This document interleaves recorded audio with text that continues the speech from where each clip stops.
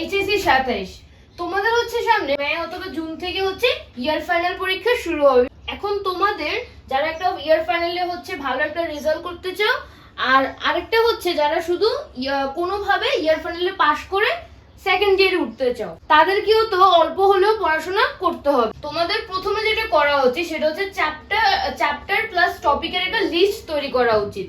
এখানে তোমাদের সিলেবাস অনুযায়ী, এখন তোমাদের ইয়ার ফাইনালের যে সিলেবাস, এখানে তোমাদের পুরো বই পড়তে হবে না। তোমাদের ইয়ার ফাইনালের যে সিলেবাস, এখানে তোমাদের যে চ্যাপ্টার গুলো আছে ওই চ্যাপ্টার গুলোকে তোমরা হচ্ছে দুইটা ক্যাটাগরিতে ভাগ করবে, একটা হচ্ছে কম গুরুত্বপূর্ণ, একটা হচ্ছে বেশি গুরুত্বপূর্ণ।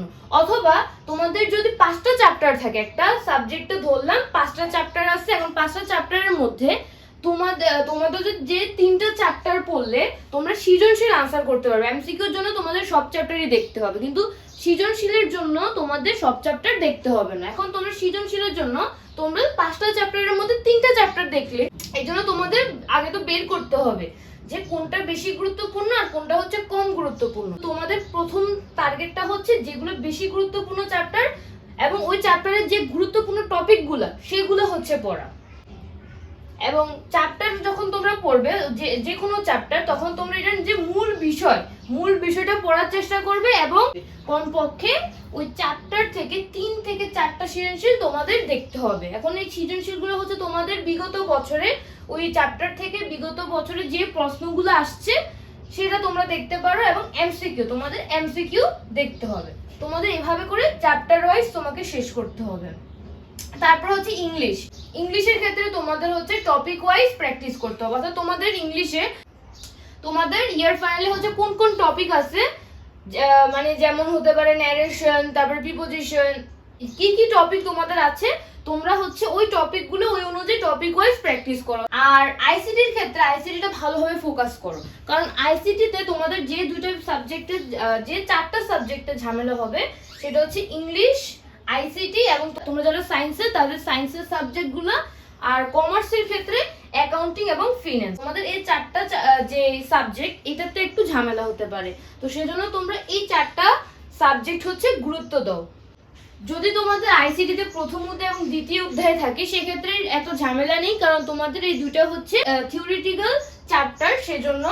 আর যদি তৃতীয় অধ্যায় থাকে সেক্ষেত্রে তোমরা তৃতীয় অধ্যায়তে 2টা টপিক আছে, ঠিক আছে। আইসিটিতে যে তোমাদের তৃতীয় অধ্যায় সংখ্যা পদ্ধতি এবং ডিজিটাল ডিভাইস, এখানে কিন্তু তোমাদের 2টা টপিক থাকে, 2টা টপিক থেকে সৃজনশীল আসে। সংখ্যা পদ্ধতি যেখানে তোমাদের যে ডেসিমেল থেকে হেক্সাডেসিমেলে নিতে হয়, তারপরে হচ্ছে অক্টালে নিতে হয়, বা বাইনারি যোগ বিয়োগ বা 2 এর পরিপূরক, এগুলো করতে হয়। এই টপিকটা তোমরা হচ্ছে পড়তে পারো। আর চতুর্থ অধ্যায় যদি তোমাদের থাকে এসডিএমএল, সেক্ষেত্রে এটা এসডিএমএলটা হচ্ছে আসলে এত কঠিন একটা অধ্যায় না।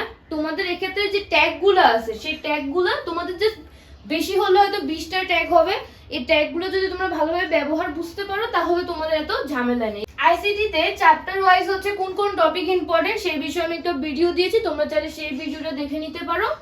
তৃতীয় অধ্যায় হচ্ছে তোমাদের ক্যালকুলেশনগুলো কিভাবে তোমরা ক্যালকুলেটরের মাধ্যমেই করতে পারো সেটা আমি দেখিয়েছি, তোমরা চাইলে সেই ভিডিওটা দেখে নিতে পারো। এটা দেখলে তোমাদের এমসিকিউতে তোমরা হচ্ছে ক্যালকুলেটরের মাধ্যমে হচ্ছে দ্বিতীয় অধ্যায়ের এমসিকিউ গুলো সলভ করতে পারবে।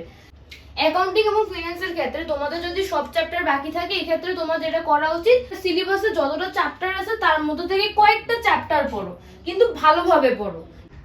আর দ্বিতীয় বিষয়টা হচ্ছে এমসিকিউ হচ্ছে সব চ্যাপ্টারের এমসিকিউ ভালো করে পড়ো। এখন তোমাদের যতদিন হাতে আছে তোমার এখন হচ্ছে চ্যাপ্টার গুলো পড়তে হবে, নতুন নতুন চ্যাপ্টার বা প্রত্যেকটা চ্যাপ্টার পড়তে হবে। আর পরীক্ষার আগে হচ্ছে রিভিশন দিতে হবে। এখন রিভিশন দেওয়ার দরকার নেই, যতটুকু পারো ততটুকু কভার করতে হবে, আর পরীক্ষার আগে হচ্ছে তোমরা রিভিশন দিবে।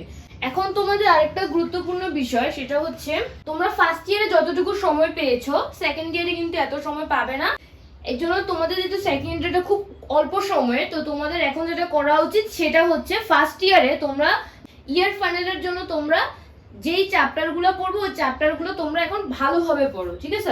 যত পারো ততগুলো চ্যাপ্টার পড়ো, ভালোভাবে পড়ো, কারণ তোমরা সেকেন্ড ইয়ারে তোমরা আর বেশি সময় পাবে না।